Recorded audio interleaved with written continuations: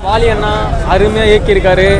ஜெகதீஷ் அண்ணா இது first producer. அவர் அப்படி தெரியவே இல்லை. இந்த வெயிட் பண்ணி ஒரு ப்ரொடியூசருக்கு தெரியல இந்த படம் நல்லா பண்ணுவோம் அப்படின்னு சொல்லிட்டு ஒரு நல்லா ட்ரஸ்ட் பண்ணி இந்த படத்தை அவர் ப்ரொடியூஸ் பண்ணுறதுனால பார்க்கும்போது அப்படி இருக்குது. ஸ்க்ரீனில் ஒவ்வொரு சீனும் மெனக்கட்டிருக்காரு டேரக்டர். சூப்பராக இருக்குது. என்னடா அது அப்படின்னு சொல்லும்போது யதார்த்தமாக ஸ்க்ரீன் ப்ளே, யதார்த்தமான டைலாக்கு, படத்தில் எல்லா ஆர்டிஸ்ட்டும் என்ன சொல்கிறது ஏதோ ஓவர் நடிக்காமல் அது கரெக்டாக ஒரு யதார்த்தமாக கொடுப்பாங்க பார்த்தீங்கன்னா நேச்சுரல் அந்த மாதிரி ஆக்டிங் இருக்குது.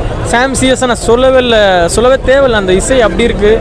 படத்தில் அடுத்து என்னாகும் அங்கே போகிறாங்க இங்கே போகிறாங்க, கட் ஆகுது ஷார்ட்ஸு. எடிட்டர் வசந்தண்ணா பயங்கரமாக பின்னியிருக்காரு. பிரசன்னா சினிமாட்டோகிராஃபர் அவ்வளோ நல்லா இருக்குது. படம் பார்க்கும்போது எனக்கு இன்ட்ரெஸ்ட்டாக இருந்தது. சஸ்பென்ஸ் பண்ணலாம் ரொம்ப பிடிக்கும். இது த்ரில்லராக எமோஷனாக எல்லாமே கலந்துருக்கு. ஸோ பார்க்கும்போதே படம் என்ன இது நம்ம ஃபர்ஸ்ட் ஹாஃப் இப்படின்னு முடிஞ்சிச்சு, ஆனால் இவ்வளோ சீக்கிரம் முடிச்சிட்டாங்க அப்படின்னு சொல்லும்போது செகண்ட் ஹாஃப்க்கு நம்மளுக்கு என்ன சொல்கிறது இன்டர்வல் போகவே இன்ட்ரெஸ்ட் இல்லை. அப்படியே உட்காருவோம். படம் பார்த்துருந்தா நம்ம இன்டர்வல் படம் முடிச்சுட்டு நம்ம வெளியே போகலாம்.